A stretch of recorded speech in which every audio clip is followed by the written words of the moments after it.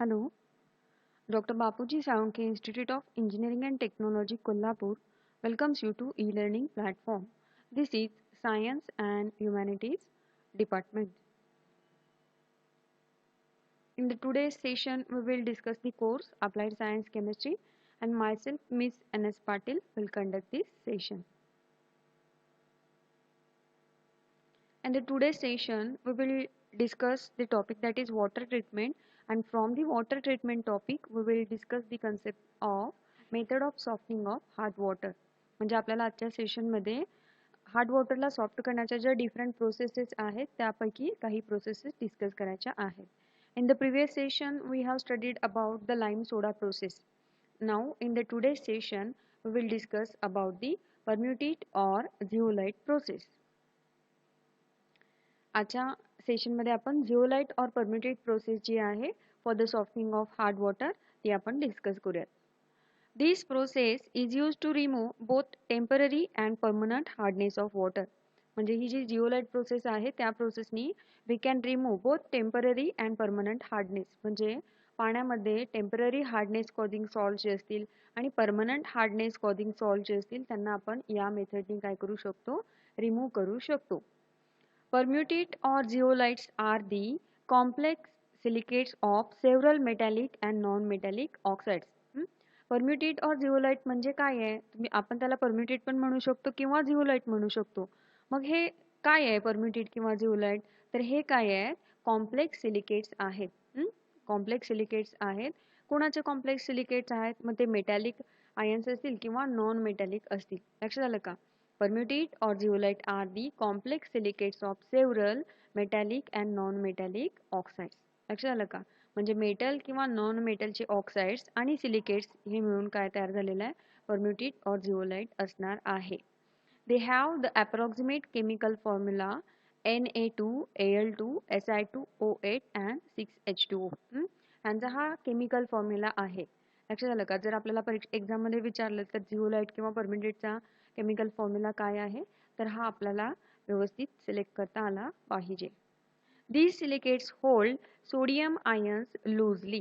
Hence, these are called as a sodium permutate Na2P or sodium zeolite Na2Z, where the permutate or zeolite stands for Al2, Si2O8 and 6H2O. काय म्हणले बघा, म्हणजे आता आपण काय म्हणलं की हे काय आहेत, कॉम्प्लेक्स सिलिकेट्स आहेत. आता याच्यामधला हा जो सोडियम आहे, हा सोडियम काय आहे, या उरलेल्या सिलिकेटला काय आहे, लूजली बॉन्डेड आहे. म्हणजेच हा जो सिलिकेट आहे कॉम्प्लेक्स सिलिकेट, तो त्याच्यामधल्या सोडियम आयन्सना काय करू शकतो, रिप्लेस करू शकतो. लक्षात आलं का? म्हणून आपण यांना काय म्हणले, सोडियम जिओलाइट किंवा सोडियम परम्युटेट. म्हणजे आपण याला हा जो सोडियम आहे आणि त्याच्या पुढचा जो हा रिमेनिंग पोर्शन आहे त्याला आपण काय म्हणले, परम्युटेट किंवा जिओलाइट. ओके, आणि त्याच्यामध्ये सोडियम आयन्स लूजली हेल्ड आहेत म्हणून त्याला आपण काय म्हणलं, सोडियम जिओलाइट किंवा सोडियम परम्युटेट. लक्षात आलं का? मग त्याला जर लिहायचं असेल तर आपण प्रत्येक वेळी एवढा मोठा केमिकल फॉर्म्युला लिहिण्याऐवजी जस्ट हा जो पोर्शन आहे Al2 Si2O8 6H2O याच्यासाठी सिम्बॉल आपण P किंवा काय वापरलाय, Z वापरलेला आहे. मग जर आपल्याला जिओलाइट किंवा परम्युटेटचा फॉर्म्युला लिहायचा असेल तर आपण हा कंप्लीट फॉर्म्युला न लिहिता आपण Na2P किंवा Na2Z असं लिहू शकतो, where Z or P stands for Al2 Si2O8 6H2O. आता या प्रोसेसच्या मागचं प्रिन्सिपल काय आहे बघा. The sodium permutate when come in contact with hard water, it exchanges its Na plus ions with Ca++ and Mg++, means calcium and magnesium ions, to form calcium permutate and magnesium permutate. आपल्याला काय करायचंय, hard वॉटरला soft बनवायचं आहे. म्हणजे hard वॉटरमध्ये जे काय calcium आणि मॅग्नेशियमचे salts असतील त्यांना काय करायचंय, रिमूव्ह करायचं आहे. मग जेव्हा आपण हार्ड वॉटर सोडियम परम्युटेट वापरून किंवा परम्युटेट प्रोसेस वापरून सॉफ्ट करत असतो त्यावेळी नेमकं काय होतं, तर सोडियम परम्युटेट मधला जो काय सोडियम आहे तो सोडियम वॉटरमध्ये जातो आणि वॉटरमधले कॅल्शियम आणि मॅग्नेशियम सारखे आयन्स कुठं जातात, त्या जिओलाइट वरती जातात. म्हणजे थोडक्यात पाण्यामधले कॅल्शियम आणि मॅग्नेशियम आयन्स हे रिमूव्ह होऊन ते कुठं गेलेत, जिओलाइट वरती जातात. आणि सोडियमची ॲडिशन कशामध्ये होते? वॉटरमध्ये होते. आणि सोडियमचे सॉल्ट्स कसे असतात? हार्मलेस असतात. म्हणजे त्यांच्यामुळे वॉटर काय होत नाही? हार्ड होत नाही. लक्षात आलं का? म्हणजेच काय? आपण या प्रोसेसने काय करू शकतो? वॉटरमधले कॅल्शियम आणि मॅग्नेशियम आयन्स हे काय करू शकतो? सोडियम आयन्स बरोबर एक्सचेंज करून रिमूव्ह करू शकतो. म्हणून आपण वॉटरच्या सॉफ्टनिंगसाठी काय वापरले? जिओलाइट प्रोसेस वापरलेली आहे.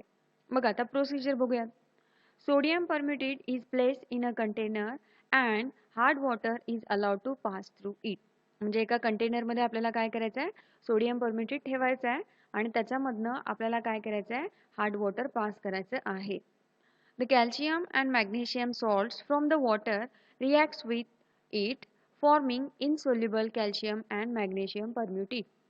मग ज्यावेळी आपण हार्ड वॉटर त्या जिओलाइटमधनं पास करणार त्यावेळी त्या वॉटरमधले कॅल्शियम आणि मॅग्नेशियम सॉल्ट जे असतील ते काय होणार आहेत? त्या सोडियम परम्युटेट बरोबर रिॲक्ट होणार आहेत आणि त्यांचं कन्व्हर्जन त्या सोडियम परम्युटेटचं कन्व्हर्जन कशामध्ये होणार आहे? कॅल्शियम परम्युटेट किंवा मॅग्नेशियम परम्युटेटमध्ये. आता डायग्राम बघूयात आपल्या लक्षात येईल. आता हे एक जे कंटेनर आहे या कंटेनरमध्ये आपल्याला ती प्रोसेस कॅरी आउट करायची आहे. ह्या कंटेनरमध्ये आपण सगळ्यात पहिल्यांदा इथं काय घेतलं आहे? ग्रॅव्हल लेयर घेतलेला आहे. म्हणजे डिफरंट साईजचे सँड पार्टिकल्स असतील त्यांचा आपण लेयर ठेवलेला आहे आणि या लेयरवरती आपण काय केलं आहे? परम्युटेट किंवा जिओलाइट ठेवलेला आहे. हा जो एवढा पोर्शन दिसतोय त्याच्यामध्ये आपण काय ठेवलंय? परम्युटेट किंवा तुम्ही जिओलाइट म्हणू शकता तो ठेवलेला आहे. आता इथे एक आपल्याला इनलेट दिसते बघा, एक पाईप आहे जी कुठं ओपन होते? या ग्रॅव्हल लेयरच्या खाली ओपन होते. म्हणजे आपण जे काय हार्ड वॉटर पास करणार आहे ते हार्ड वॉटर कुठं जाणार आहे बघा? या ग्रॅव्हल लेयरच्या खाली जाणार आहे. आता इथं एक आउटलेट दिसते बघा. सुरुवातीला हे आपण आउटलेट काय करायचं? बंद करायचं. मग काय होणार आहे बघा? हार्ड वॉटर आपण जसं या पाईपमधून आतमध्ये ॲड करू तसं या वॉटर लेवल काय होणार आहे? इन्क्रीज होणार आहे. मग हे वॉटर ह्या ग्रॅव्हल लेयरला क्रॉस करून पुढे कुठं येणार आहे? इथं परम्युटेटचा जो लेयर आहे इथं येणार आहे. मग परम्युटेटमध्ये इथं या लेयरच्या कॉन्टॅक्टमध्ये आल्यानंतर हार्ड वॉटरमधले जे काय कॅल्शियम आणि मॅग्नेशियम आयन्स असतील ते कुठं जाणार आहेत? त्या परम्युटेटवरती जाणार आहेत. आणि परम्युटेटवरचे जे काय सोडियम आयन्स असणार आहेत ते कुठं जाणार आहेत? त्या पाण्यामध्ये. लक्षात आलं का? इथून ज्यावेळी पाणी पास होणार आहे, वॉटर पास होणार आहे जिओलाइटच्या लेअरमधनं त्यावेळी तिथं काय होणार आहे? एक्सचेंज ऑफ आयन्स होणार आहे. ओके. आता इथे रिॲक्शन्स कुठल्या होतात ते आपण डिस्कस करूयात. बघा, आता वॉटरचा हार्डनेस ही जी प्रोसेस आहे ती आपण वॉटरचा टेम्पररी हार्डनेस आणि परमनंट हार्डनेस रिमूव्ह करण्यासाठी वापरणार आहे. म्हणजे त्या पाण्यामध्ये बायकार्बोनेट्स असतील किंवा क्लोराइड्स असतील, सल्फेट्स असतील तर त्या सगळ्या सॉल्ट्सचं आपल्याला काय करायचं आहे? रिमूव्ह करायचं आहे आणि वॉटरला काय करायचं आहे? सॉफ्ट बनवायचं आहे. बघा, आता टेम्पररी हार्डनेस कसा रिमूव्ह होतो बघा.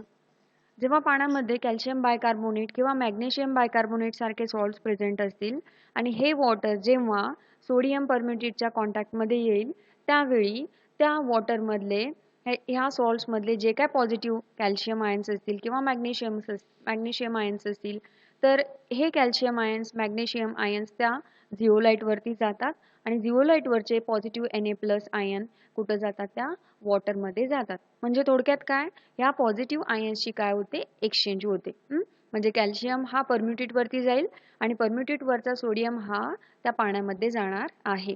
तसंच सेम मॅग्नेशियम बायकार्बोनेट असेल तर सेम रिॲक्शन होणार.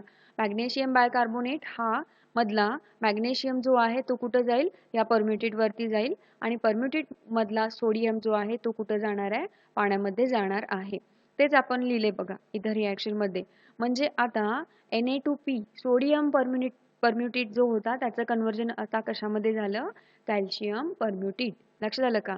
आणि मॅग्नेशियम इथं असल्यामुळे जर मॅग्नेशियम बायकार्बोनेटचे सॉल्ट जर असतील तर सोडियम परम्युटेटचं कन्व्हर्जन कशामध्ये होणार आहे? मॅग्नेशियम परम्युटेटमध्ये होणार आहे. म्हणजे सोडियम आयन्स वॉटरमध्ये जातील आणि वॉटरमधले कॅल्शियम आणि मॅग्नेशियम आयन्स हे त्या परम्युटेटमध्येच काय होणार आहेत? राहणार आहेत. आता इथं आपण लिहिले Na2P आणि इथं लिहिले CaP. Na2 इथं सोडियमची व्हॅलन्सी एकच असते आणि कॅल्शियमच्या व्हॅलन्सी किती असतात? +2 2 असते. म्हणून आपण Ca2 लिहिण्याऐवजी काय लिहिले? फक्त कॅल्शियम CaP. आता ज्यावेळी कॅल्शियम आणि मॅग्नेशियमची या सोडियम आयन्स बरोबर एक्सचेंज झालं त्यावेळी आता पाण्यामध्ये कुठले आयन्स तयार झाले बघा. सुरुवातीला होता कॅल्शियम बायकार्बोनेट, आता त्याचं कन्व्हर्जन कशामध्ये झालंय, सोडियम बायकार्बोनेट. लक्षात आलं का? तसं इथं मॅग्नेशियम बायकार्बोनेटचं कन्व्हर्जन कशामध्ये झालंय, तर सोडियम बायकार्बोनेट. आणि सोडियमचे सॉल्ट्स कसे असतात, हार्मलेस असतात. म्हणजे या पद्धतीनं काय केलं आपण, टेम्पररी हार्डनेस रिमूव्ह केला. तसंच परमनंट हार्डनेस सुद्धा आपल्याला काय करू शकतो, आपण रिमूव्ह करू शकतो.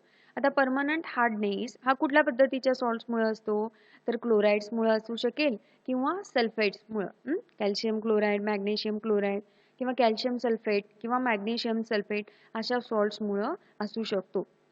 जेव्हा असे सॉल्ट्स असलेलं वॉटर हे सोडियम परम्युटेट किंवा सोडियम जिओलाइटच्या कॉन्टॅक्टमध्ये येतं त्यावेळी सुद्धा काय होणार आहे, सोडियम आयन्सची या जे वॉटरमधले कॅल्शियम किंवा मॅग्नेशियम आयन्स असतील त्यांच्याबरोबर काय होणार आहे, एक्सचेंज होणार आहे.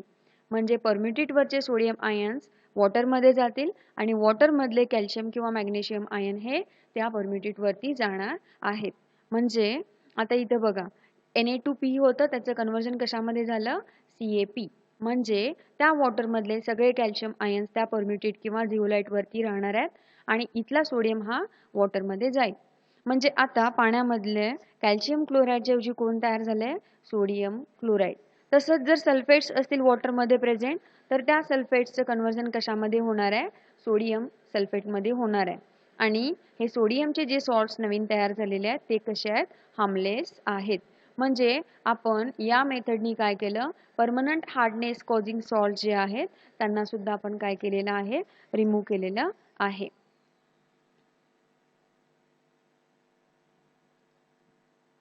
बघा, calcium and magnesium ions from these salts are retained in the filter bed. Okay, जिओलाइटचा जो बेड आहे, जिओलाइटचा जो लेयर आहे त्याच्यामध्ये कॅल्शियम आणि मॅग्नेशियम आयन्स सगळे काय होतात, ट्रॅप होतात, तिथंच अडकून राहतात. And only harmless sodium salts are left in the water.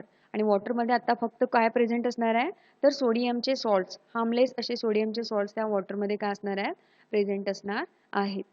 Thus, the water coming out from the container is free from calcium and magnesium salts. म्हणजे आता त्या कंटेनर मधून जे वॉटर आपल्याला बाहेर मिळणार आहे ते काय असणार आहे, it is free from calcium and magnesium salts. म्हणजे ते काय असणार आहे, सॉफ्ट असणार आहे. When the process is carried out up for about 12 hours, all the Na plus ions from the permutate are replaced by calcium and magnesium ions. And permutate will stop the working and water is no more softened. काय म्हणले बघा, म्हणजे जेव्हा आपण ही जी सॉफ्टनिंगची process आहे near about 12 आवर्ससाठी काय करतो, carry करतो, त्यावेळी काय होतं, तर सगळेच या सुरुवातीला हा कुठल्या फॉर्ममध्ये होता, सोडियम जिओलाइट होता. आता वॉटरमधले कॅल्शियम आणि मॅग्नेशियम तिथं काय होत आहेत, एक्सचेंज होत आहेत. म्हणजे सोडियम जिओलाइटचं कन्व्हर्जन एकतर कॅल्शियम जिओलाइट किंवा मॅग्नेशियम जिओलाइटमध्ये होतं. मग नियर अबाउट आफ्टर 12 आवर्स सगळेच्या सगळे सोडियम जिओलाइट कशामध्ये कन्वर्ट होतात, कॅल्शियम किंवा मॅग्नेशियम जिओलाइटमध्ये कन्वर्ट होतात. मग नंतर जर 12 तासानंतर जर आपण सेम प्रोसेस कॅरी आउट केली तर ऑलरेडी आपला जिओलाइट हा कॅल्शियम जिओलाइट किंवा मॅग्नेशियम जिओलाइटच्या फॉर्ममध्ये असल्यामुळं तो पुन्हा वॉटरमधले कॅल्शियम आणि मॅग्नेशियम आयन्स काय करू शकत नाही, एक्सचेंज करू शकत नाही. म्हणजेच काय, वॉटरमधले कॅल्शियम आणि मॅग्नेशियम आयन्स काय होणार नाहीत, रिमूव्ह होणार नाहीत. मग अशा वेळी त्या वॉटरला आपण काय बनवू शकत नाही, सॉफ्ट बनवू शकत नाही. लक्षात आलं का? म्हणजे ही प्रोसेस आपण वन टाइम 12 आवर्ससाठी कॅरी आउट करतो. बघा, मग आता आपला जिओलाइटचं वर्किंग स्टॉप झाल्यानंतर पुन्हा त्याला आपल्याला काय करायचं आहे, वर्किंग कंडिशनमध्ये आणायचं आहे. म्हणजे पुन्हा त्याला आपल्याला कॅल्शियम किंवा मॅग्नेशियम जिओलाइटच्या फॉर्ममधून पुन्हा त्याला सोडियम जिओलाइटच्या फॉर्ममध्ये आणायचं आहे. आणि त्यालाच काय म्हणतात, रिजनरेशन ऑफ परम्युटेट. रिजनरेशन ऑफ परम्युटेट किंवा जिओलाइट. म्हणजे पुन्हा आपल्याला जो एक्झॉस्ट झालेला जिओलाइट आहे त्याला पुन्हा आपल्याला काय करायचं आहे, वर्किंगमध्ये आणायचं आहे. त्या प्रोसेसला आपण काय म्हणणार आहे, regeneration of permutit. After some time, the zeolite is completely converted into calcium and magnesium zeolite, and it ceases to soften the water, that is, it gets exhausted. म्हणजे काही आपण वॉटरचं सॉफ्टनिंग चालू केल्यानंतर काही वेळानंतर काय होणार आहे, तर सगळं कॅल्शियम आणि मॅग्नेशियम जिओलाइट तयार झाल्यामुळं तो जो जिओलाइट आहे ते वॉटरला पुन्हा काय करू शकणार नाही, सॉफ्ट करू शकणार नाही. At this stage, the supply of hard water is stopped and the exhausted zeolite is reclaimed by treating the bed with concentrated, that is 10% brine NaCl solution. म्हणजे ज्या वेळेला तो जिओलाइट वॉटरचं सॉफ्टनिंग करणं स्टॉप करतो त्यावेळी आपल्याला काय करायचं आहे, पुन्हा त्या जिओलाइटमध्ये हार्ड वॉटर न पास करता आपण त्या जिओलाइटमधनं काय करायचं आहे, 10% ब्राईन सोल्युशन पास करायचं आहे. ब्राईन सोल्युशन म्हणजेच काय आहे, 10% सोडियम क्लोराईड सोल्युशन, जेणेकरून आपला जिओलाइट पुन्हा काय होईल, ओरिजिनल कंडिशनला येईल. बघा आता आपला जिओलाइट कुठल्या कंडिशनला आहे, CaZ आणि MgZ. म्हणजे कॅल्शियमचे सॉल्ट्स असेल तर तो कॅल्शियम जिओलाइटच्या फॉर्ममध्ये असेल किंवा मॅग्नेशियम असेल तर मॅग्नेशियम जिओलाइटच्या फॉर्ममध्ये असेल. म्हणजे हा आता एक्झॉस्टेड जिओलाइट आहे, कारण हा वॉटरला काय करू शकत नाही, सॉफ्ट बनवू शकत नाही, कारण ऑलरेडीच तो कॅल्शियम जिओलाइट किंवा मॅग्नेशियम जिओलाइटच्या फॉर्ममध्ये आहे. मग हा इथं ऑलरेडी कॅल्शियम असताना पाण्यामधला कॅल्शियमला रिमूव्ह करू शकणार आहे का, नाहीये. म्हणजेच तो काय झालाय, एक्झॉस्ट झालेला आहे. मग पुन्हा त्याला ओरिजिनल कंडिशनला आणण्यासाठी आपण कशानं वॉश करणार आहे, NaCl न. म्हणजे हार्ड वॉटरच्या ऐवजी आपण त्याच्यामधून काय पास करणार आहे, 10% NaCl सोल्युशन. ज्यावेळी आपण 10% NaCl सोल्युशन पास करू त्यावेळी त्या NaCl सोल्युशन मधले Na+ आयन्स हे जिओलाइट वरती जातील आणि जिओलाइट मधले कॅल्शियम आयन्स कुठं जातील, त्या ब्राईन सोल्युशन मध्ये जातील. बघा म्हणजे आता CaZ च्या ऐवजी काय तयार होणार आहे, Na2Z. म्हणजे NaCl मधले सोडियम आयन्स कुठं जाणार आहेत, त्या जिओलाइट वरती जाणार आहेत आणि जिओलाइट मधले कॅल्शियम आयन्स कुणाबरोबर रिॲक्ट होतील, या क्लोरीन बरोबर, आणि there is formation of CaCl2. आणि जर मॅग्नेशियमचे आयन्स असतील तर काय तयार होणार आहे, MgCl2. लक्षात आलं का. म्हणजे आता हे वेस्ट वॉटर तयार झालेलं आहे. मग हे वेस्ट वॉटर किंवा वॉशिंग जे असतील ते आपल्याला काय करायचं आहे, रिमूव्ह करायचं आहे. The washing containing CaCl2 and MgCl2 are laid to drain and the regenerated zeolite bed thus obtained is used again for softening purpose. म्हणजे आता इथं आपल्याला वेस्ट जे मिळालेलं आहे, वेस्ट वॉटर, ते काय करायचं, आपल्याला ड्रेन आउट करायचं आहे आणि नवीन जो जिओलाइट तयार झालेला आहे तो परत आपल्याला काय करायचा आहे, सॉफ्टनिंग ऑफ वॉटरसाठी यूज करायचा आहे. हेच आपण डायग्राम मध्ये सुद्धा बघू शकतो. बघा आपण इथून पहिल्यांदा काय पास करत होतो, हार्ड वॉटर पास करत होतो. त्याच्याऐवजी आपण काय करणार आहे, रिजनरेशन ऑफ जिओलाइट करण्यासाठी 10% ब्राईन सोल्युशन. म्हणजे हे ब्राईन सोल्युशन काय होणार आहे, या जिओलाइट लेअर मधनं पास होणार आहे.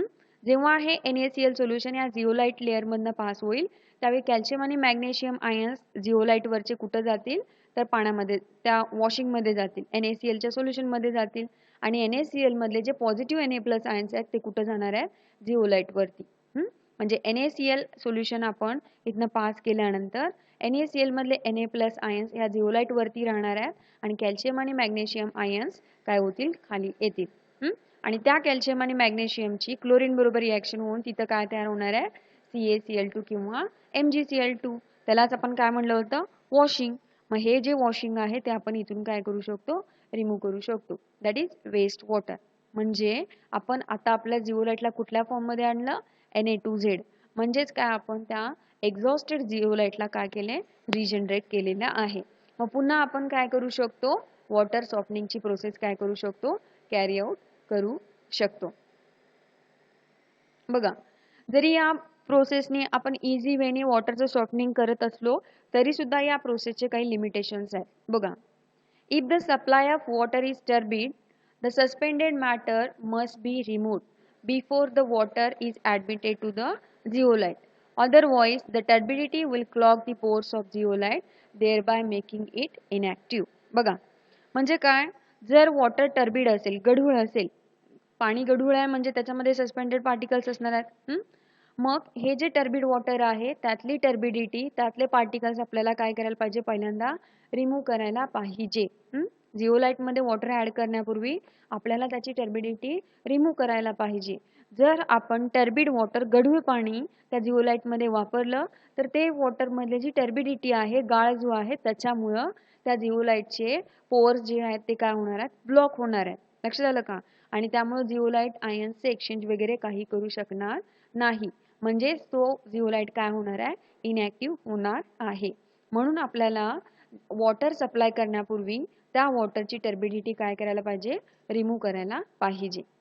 मग ते आपण कोॲग्युलेशननी करू शकतो किंवा वॉटरला फिल्टर करून त्याच्यामधल्या सस्पेंडेड इम्प्युरिटीज रिमूव्ह करू शकतो. आता दुसरे लिमिटेशन काय आहे बघा, if the water content large quantities of coloured ions such as Mn+2 and Fe+2, they must be removed first because these ions produces manganese and iron zeolite which cannot be easily regenerated. बघा, म्हणजे जर त्या पाण्यामध्ये manganese किंवा आयनचे ions असतील तर ते सुरुवातीला आपल्याला काय करायला पाहिजेत, रिमूव्ह करायला पाहिजेत. कारण का, जर हे आयन्स त्या वॉटरमध्ये प्रेझेंट असतील आणि त्यांचं जर जिओलाइट मधल्या सोडियम आयन बरोबर एक्सचेंज झालं तर ते मँगनीज जिओलाइट किंवा आयन जिओलाइट तयार करतील आणि त्या जिओलाइटला पुन्हा रिजनरेट करणं काय नाहीये, इझी नाहीये. म्हणून आपल्याला पहिल्यांदा त्या वॉटरमधलं Mn+2 आणि Fe+2 आयन्स रिमूव्ह करायला पाहिजे. Mineral acids if present in the water destroy the zeolite bed and therefore they must be neutralized with soda before admitting the water to the zeolite softening plant. म्हणजे काही वेळेला काय असतं बघा, water acidic असतं, पाण्यामध्ये काही प्रकारचे ऍसिड्स मिक्स झाले असतील, तर ते वॉटर जर ऍसिडिक असेल तर त्या ऍसिडमध्ये तो जिओलाइट काय होऊ शकतो, डिझॉल्व्ह होऊ शकतो. लक्षात आलं का, म्हणजे जिओलाइटचा बेड जो आहे तो त्या ऍसिडमध्ये डिझॉल्व्ह होणार आहे. मग जर जिओलाइट बेडच डिझॉल्व्ह झाला तर तिथं वॉटरचं सॉफ्टनिंग काय होणार नाही. म्हणून आपल्याला पहिल्यांदा ते वॉटरमध्ये जे काय ऍसिड्स आहेत त्यांना काय करायला पाहिजे, न्यूट्रलाइज करायला पाहिजे. लक्षात आलं का, म्हणजे ऍसिड जे आहे ते आपण सोडा वगैरे ऍड करून त्यांना काय करायचं आहे, न्यूट्रल करायचं आहे, जेणेकरून ते काय करणार नाही, जिओलाइट बेडला डिझॉल्व्ह करणार नाही किंवा डिस्ट्रॉय करणार नाही. आता एवढे जरी लिमिटेशन्स असले तरी या प्रोसेसचे काही ॲडव्हान्टेजेस पण आहेत बघा.